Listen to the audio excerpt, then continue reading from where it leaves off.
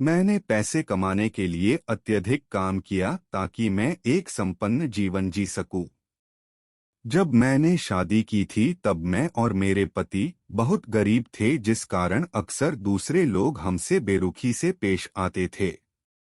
तब से मैंने अधिक पैसे कमाने का मन बना लिया ताकि हम जल्द ही एक अपार्टमेंट बिल्डिंग में रहने के लिए जा सकें और उन लोगों पर प्रभाव जमा सकें जिन्होंने हमें नीचा दिखाया था।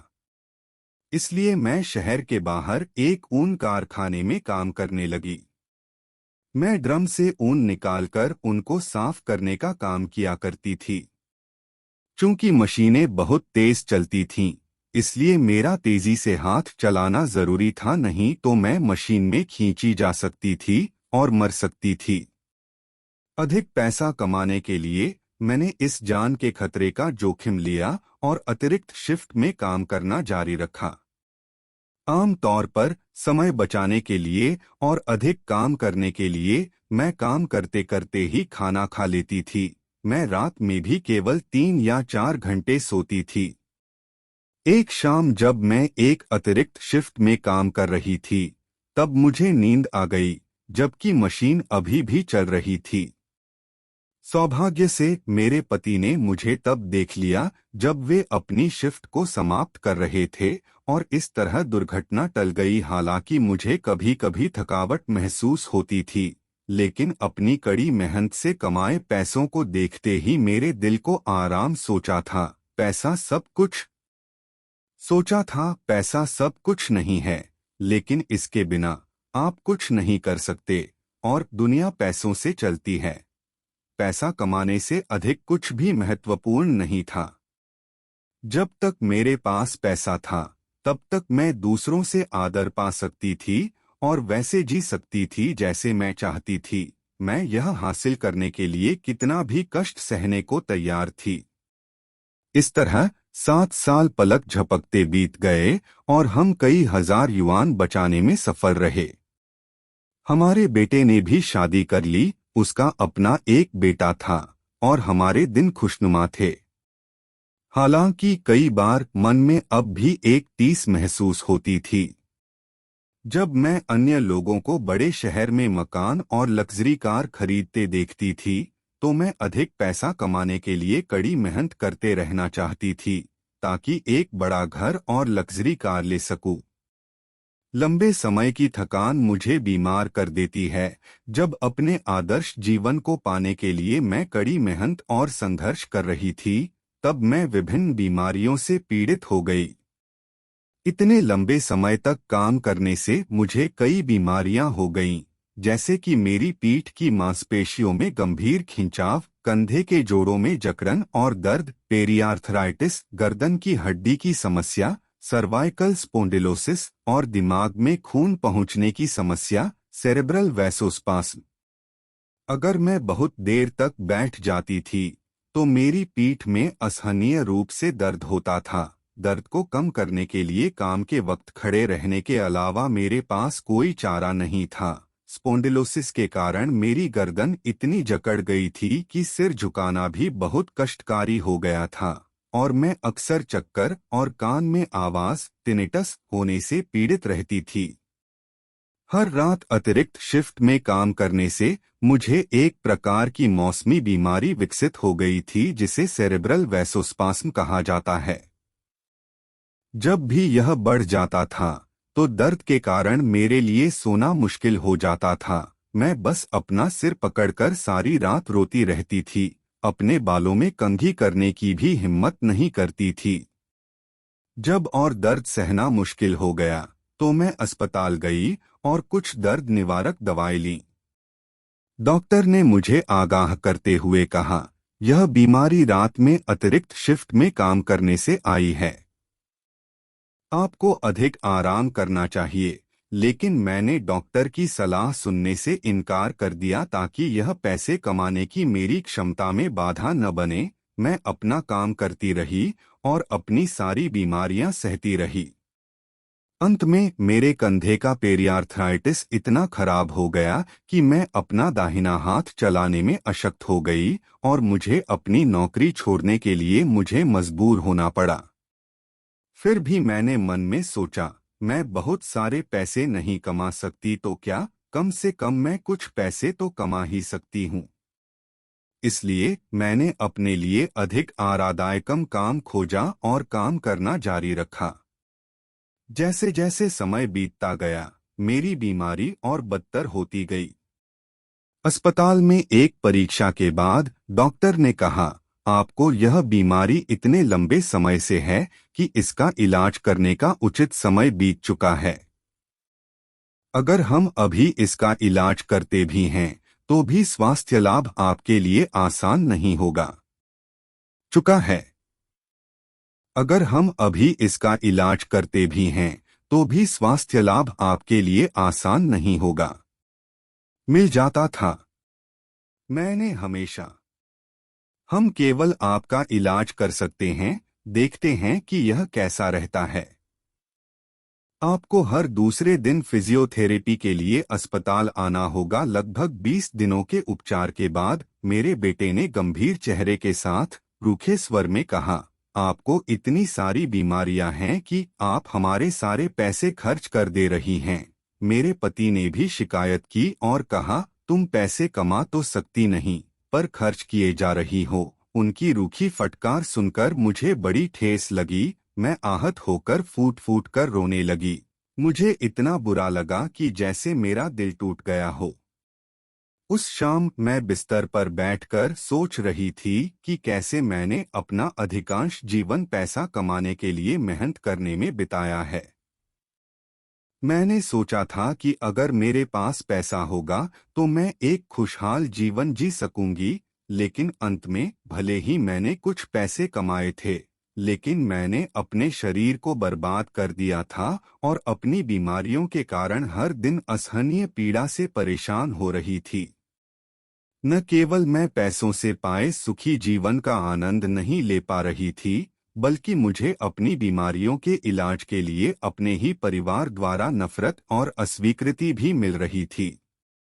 अपने दर्द और निराशा में मैंने एक गहरी आह भरी और सोचा, आखिर मैं किस लिए जी रही हूँ? ऐसे जीवन का क्या मतलब है? भ्रम और पीड़ा की स्थिति में परमेश्वर मुझे सांत्वना देने आते हैं। जब मैं सबसे अधिक दर्द में थी तो मैंने परमेश्वर के राज्य के सुसमाचार के बारे में सुना। भाई बहनों द्वारा दी गई संगति के माध्यम से मुझे समझ में आया कि परमेश्वर एक सच्चा परमेश्वर है जिसने सभी चीजों को बनाया है। हमारा सारा जीवन परमेश्वर से आता है और केवल परमेश्वर ही हमें बचा सकता है। केवल परमेश्वर ही हमें सबसे अधिक प्रेम करता है।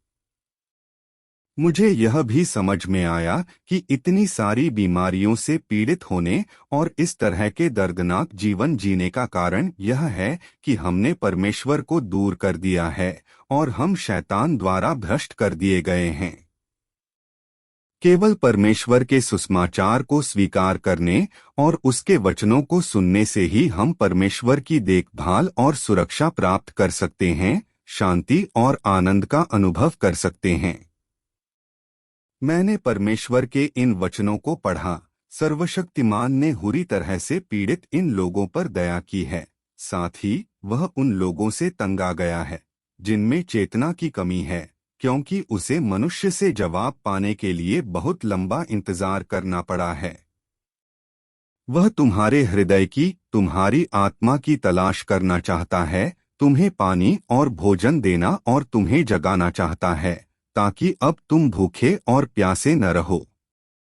जब तुम थक जाओ और तुम्हें इस दुनिया की बेरंग उजड़ेपन का कुछ कुछ एहसास होने लगे, तो तुम हारना मत, रोना मत। दृष्टा सर्वशक्तिमान परमेश्वर किसी भी समय तुम्हारे आगमन को गले लगा लेगा। परमेश्वर के प्रत्येक वचन ने मेरे दिल को स्नेह से भर दिया और मैं गहरी सोच में पड़ गई। जब मैंने सारी आशा खो दी, जीवित रहने की हिम्मत खो दी, तब परमेश्वर मेरा दर्द जानता था। उसने भाई बहनों के माध्यम से मुझे सुसमाचार सुनाया और मेरा इंतजार किया कि मैं उसके सामने लौट आऊं। जब मेरे अपने परिवार ने मुझसे मुंह मोड़ लिया, मेरे रिश्तेदारों ने मुझे अनदेखा कर दिया, तब भी परमेश्वर ने मुझे नहीं छोड़ा। बल्कि उसने अपने वचनों से मेरे दिल के दरवाजे पर दस्तक दी, जिससे मैं अपने लिए परमेश्वर के प्रेम की गहरी सराहना करने लगी। यह सोचते ही कृतज्ञता के आंसू मेरी आंखों से फूट पड़े। मुझे एक अनाथ की तरह महसूस हुआ जो अपनी माँ के आलिंगन में लौट आया हो। मेरा दिल प्यार और स्नेह से भर गया था और अचानक मुझे जीने की हिम्मत मिली। बाद में मैंने कलीसियाई जीवन में शामिल होना शुरू कर दिया। हम भाई बहनों ने साथ साथ परमेश्वर के वचनों को पढ़ा, हमारे व्यक्तिगत अनुभवों के बारे में संगति की और हमने एक दूसरे के प्रति प्यार और समर्थन दिखाया। मेरा दिल अधिक से अधिक मुक्त महसूस करने लगा और मैं अपनी बीमारियों के बारे में सब भूल गई। परमेश्वर के वचनों के प्रकाशन से मुझे अपनी सारी पीड़ा की जड़ मिली। एक दिन मैंने परमेश्वर के इन वचनों को पढ़ा, पैसा दुनिया को नचाता है, यह शैतान का एक फलसफा है और यह संपूर्ण मानव जाति में, हर मानव समाज में प्रचलित है। तुम कह सकते हो कि यह एक रुझान है, क्योंकि यह हर एक व्यक्ति के हृदय में बैठा दिया गया है। तो शैतान द्वारा मनुष्य को भ्रष्ट करने के लिए इस रुझान का उपयोग किए जाने के बाद यह उनमें कैसे अभिव्यक्त होता है? क्या तुम लोगों को लगता है कि बिना पैसे के तुम लोग इस दुनिया में जीवित नहीं रह सकते, कि पैसे के बिना एक दिन जीना भी असंभव होगा? लोगों की हैसियत इस बात पर निर्भर करती है कि उनके पास कितना पैसा है और वे उतना ही सम्मान पाते हैं। गरीबों की कमर शर्म से झुक जाती है, जबकि धनी अपनी ऊंची हैसियत का मजा लेते हैं। वे ऊंचे और गर्व से खड़े होते हैं, जोर से बोलते हैं और अहंकार से जीते हैं। यह कहावत और रुझान लोगों के लिए क्या लाता है? क्या यह सच नहीं है कि पैसे की खोज में लोग कुछ भी बलिदान कर सकते हैं? क्या अधिक पैसे की खोज में कई लोग अपनी गरिमा और ईमान का बलिदान नहीं कर देते? क्या मनुष्य को इस हद तक भ्रष्ट करने के लिए इस विधि और इस कहावत का उपयोग करने के कारण शैतान कुटिल नहीं है? क्या यह दुर्भावनापूर्ण चाल नहीं है? जैसे जैसे तुम इस लोकप्रिय कहावत का विरोध करने से लेकर अंततः इसे सत्य के रूप में स्वीकार करने तक की प्रगति करते हो, तुम्हारा हृदय पूरी तरह से शैतान के चंगुल में फंस जाता है और इस तरह तुम अनजाने में इस कहावत के अनुसार जीने लगते हो। परमेश्वर के वचन इतने सच्चे थे और वे मेरा सच्चा चित्रण थे। हाल के वर्षों को याद कर मुझे एहसास हुआ कि दुनिया पैसों पर चलती है और पैसा सब कुछ नहीं है, लेकिन इसके बिना आप कुछ भी नहीं कर सकते, कि शैतानी दर्शनों के अनुसार जीती थी। मैंने पैसे को हर चीज से बढ़कर माना था। मुझे विश्वास था कि बहुत सारे पैसे कमाने के बाद मैं फिर विलासिता भरी जिंदगी का आनंद ले सकती हूँ, दूसरों से सम्मान पा सकती हूँ और कोई मुझे नीचा नहीं दिखा सकता है। इस कारण से मैंने हर दिन एक पैसा बनाने वाली मशीन की तरह काम किया। मैंने हर दिन हर रात सख्त मेहनत की और अपने स्वास्थ्य पर बिल्कुल भी ध्यान नहीं दिया। यहाँ तक कि जब मैं विभिन्न बीमारियों से घिर गई थी, तब भी मैं पैसा बनाने का कोई भी मौका चूकने को तैयार नहीं थी। अंत में मेरे पास कुछ पैसे हो गए, मेरे भौतिक जीवन में सुधार हो गया, लेकिन मेरा शरीर बर्बाद हो गया।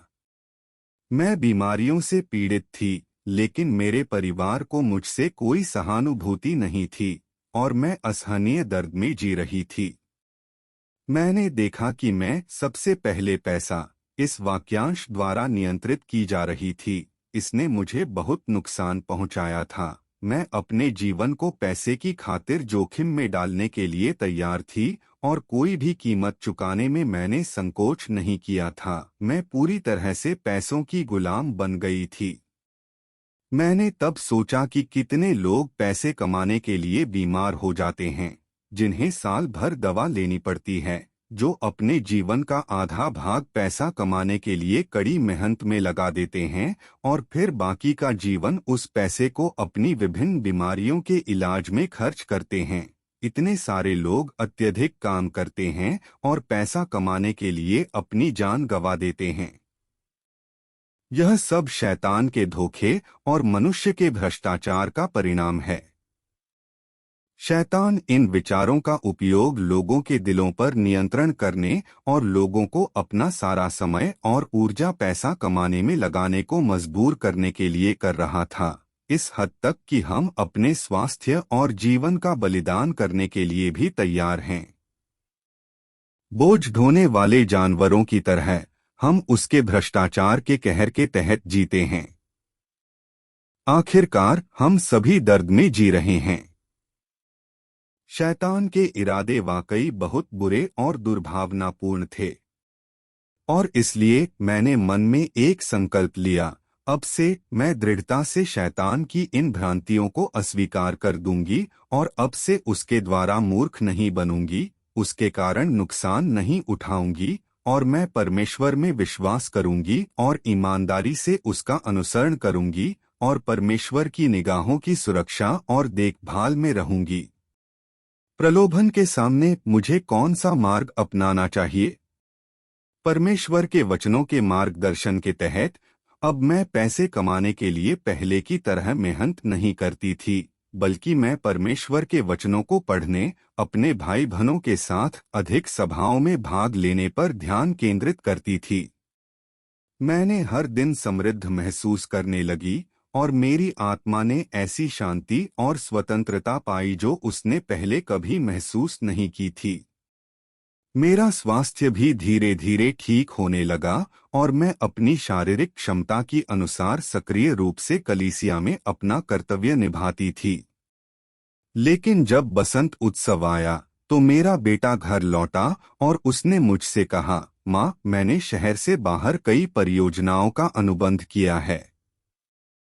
हमारे साथ आइए और काम में हमारी मदद कीजिए और हम अगले कुछ वर्षों में थोड़ा बहुत पैसा कमा लेंगे। हम दक्षिण में एक घर खरीदेंगे ताकि हम यहाँ वापस न आएं। सामान बांधना शुरू कर दीजिए क्योंकि हम 2 दिनों के बाद निकल जाएंगे। उसे यह कहते हुए सुनकर मैं गहरी सोच में पड़ गई। मुझे लगता है कि अब मैं जो काम कर रही हूँ वह काफी हद तक आरामदायक है, लेकिन मैं ज्यादा पैसा नहीं कमा पाती हूँ। अब मेरे बेटे ने कुछ परियोजनाओं का अनुबंध पाया है और दक्षिण एक औद्योगिक क्षेत्र है, इसलिए हम निश्चित रूप से पैसा कमा सकेंगे। एक बड़े शहर में एक बड़ा घर खरीदना और वहां बसना मेरा सपना भी है। लेकिन फिर मैंने सोचा, मैंने वर्षों तक बहुत पैसा कमाया है, लेकिन बीमार होने और अपने परिवार के रूखे व्यवहार के अलावा मैंने वास्तव में और क्या पाया है? अब जब मैंने परमेश्वर पर विश्वास करना शुरू कर दिया है तो मेरा स्वास्थ्य बेहतर होने लगा है, लेकिन मेरा बेटा चाहता है कि मैं फिर से पैसा कमाने के लिए चल दूं। इन विचारों से भरकर मैंने परमेश्वर से एक खामोश प्रार्थना की, हे परमेश्वर, तुमने पहले से ही मुझे पर्याप्त कृपा और आशीर्वाद दिया है। मेरा बेटा अब चाहता है कि मैं पैसे कमाने के लिए दक्षिण जाऊं, लेकिन मैं शैतान के प्रलोभन में नहीं पड़ना चाहती हूं और उसके कारण चोट खाते रहना नहीं चाहती हूं। कृपया शैतान के प्रलोभन पर विजय पाने और अपने दिल की रक्षा करने में मेरी अगुवाई करो ताकि मैं तुम्हारी उपस्थिति में जी सकूं। प्रार्थना करने के बाद मैंने परमेश्वर के इन वचनों के बारे में सोचा, मनुष्य का भाग्य परमेश्वर के हाथों से नियंत्रित होता है। तुम स्वयं को नियंत्रित करने में असमर्थ हो, हमेशा अपनी ओर से भागदौड़ करते रहने और व्यस्त रहने के बावजूद मनुष्य स्वयं को नियंत्रित करने में अक्षम रहता है। यदि तुम अपने भविष्य की संभावनाओं को जान सकते, यदि तुम अपने भाग्य को नियंत्रित कर सकते, तो क्या तुम तब भी एक सृजित प्राणी होते? अधिकार के परमेश्वर के वचनों ने मेरे दिल का दरवाजा खटखटाया और मैंने सोचा, हाँ, परमेश्वर ने बहुत समय पहले यह पूर्व निर्धारित और व्यवस्थित कर दिया है कि जीवन में मेरे पास कितना पैसा होगा, और जो भी परमेश्वर ने पूर्व निर्धारित किया है उसे कोई नहीं बदल सकता है। चाहे मैं कितना भी संघर्ष और प्रयास क्यों न करूं, मैं कभी भी अपनी किस्मत नहीं बदल सकती। एक कहावत कहती है, जब समय आएगा तो वो आपके जीवन में आ जाएगा, समय न आए तो उसे मजबूर न करें। मैंने शैतान के नुकसान के कारण काफी पीड़ा सही है। अब मुझे शैतान के अनुयायियों का हिस्सा बनने वापस नहीं जाना चाहिए। मैं स्वयं को पैसों के अनिष्ट से छुड़ाकर सुखी जीवन जीती हूँ। मैंने बाद में परमेश्वर के इन वचनों को पढ़ा, जब तुम जीवन के उन विभिन्न लक्ष्यों की, जिनकी लोग खोज करते हैं, और जीवन जीने के उनके अनेक अलग अलग तरीकों की बार बार जांच पड़ताल करोगे और सावधानी पूर्वक उनका विश्लेषण करोगे, तो तुम यह पाओगे कि उनमें से एक भी सृजनकर्ता के उस मूल इरादे के अनुरूप नहीं है जिसके साथ उसने मानवजाति का सृजन किया था। वे सभी लोगों को सृजनकर्ता की संप्रभुता और उसकी देखभाल से दूर करते हैं। ये सभी ऐसे जाल हैं जो लोगों को भ्रष्ट बनने पर मजबूर करते हैं और जो उन्हें नरक की ओर ले जाते हैं। जब तुम इस बात को समझ लेते हो, उसके पश्चात तुम्हारा काम है जीवन के अपने पुराने दृष्टिकोण को अपने से अलग करना, अलग अलग तरह के जालों से दूर रहना, परमेश्वर को तुम्हारे जीवन को अपने हाथ में लेने देना और तुम्हारे लिए व्यवस्थाएं करने देना। तुम्हारा काम है केवल परमेश्वर के आयोजनों और मार्गदर्शन के प्रति समर्पण करने का प्रयास करना, अपनी कोई निजी पसंद मत रखना, और एक ऐसा इंसान बनना जो परमेश्वर की आराधना करता है।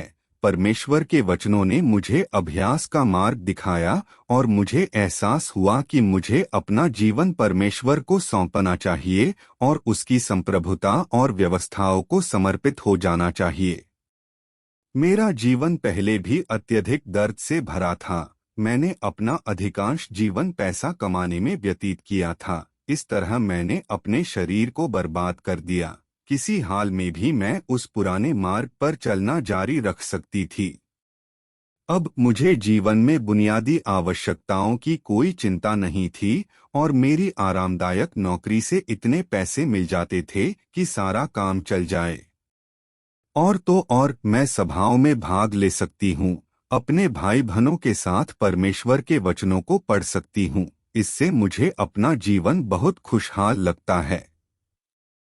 यह सोचकर मैंने पैसे के प्रति तर्कसंगत दृष्टिकोण लेने और मैंने कभी भी पैसों का गुलाम न बनने का फैसला किया। मुझे अपने जीवन के लक्ष्यों को फिर से स्थापित करना था, परमेश्वर से प्रेम का प्रयास करना था, एक सार्थक जीवन जीना था, एक सृजित जीव के रूप में अपना कर्तव्य निभाना और शैतान के कारण हुए अनिष्ट को दूर करना था। इसलिए मैंने अपने बेटे के अनुरोध को विनम्रता से अस्वीकार कर दिया। इस तरह से अभ्यास करने के बाद मुझे असीम आनंद महसूस हुआ और मुझे वास्तव में उस खुशी और शांति की भावना का अनुभव हुआ जो परमेश्वर की सुरक्षा और परमेश्वर के साथ होने से आता है। बाद में मैंने धीरे धीरे अपने जीने के ढंग के साथ साथ उन गलत उद्देश्यों को ठीक किया जिसका मैं पीछा करती थी। मैं अब पैसे के लिए संघर्ष और मेहनत नहीं करूंगी, बल्कि सत्य का अनुसरण करने के लिए जीऊंगी। मैं सृष्टिकर्ता की संप्रभुता और व्यवस्थाओं के अधीन होने की कोशिश करूंगी, एक नियमित जीवन जीऊंगी, एक सामान्य नौकरी करूंगी, अपने भाई बहनों के साथ परमेश्वर के वचनों को पढ़ूंगी, परमेश्वर की प्रशंसा में गाऊंगी और एक सृजित जीव रूप में अपना कर्तव्य निभाऊंगी। धीरे धीरे मुझे बहुत से सत्य समझ आ गए और मैं शैतान की कई कपटपूर्ण योजनाओं को समझने में सक्षम हो गई, जिससे शैतान के बहुत से नुकसान और चालबाजी से बच गई और एक ऐसा जीवन जीने लगी जो समय के साथ और अधिक चिंता मुक्त होता गया।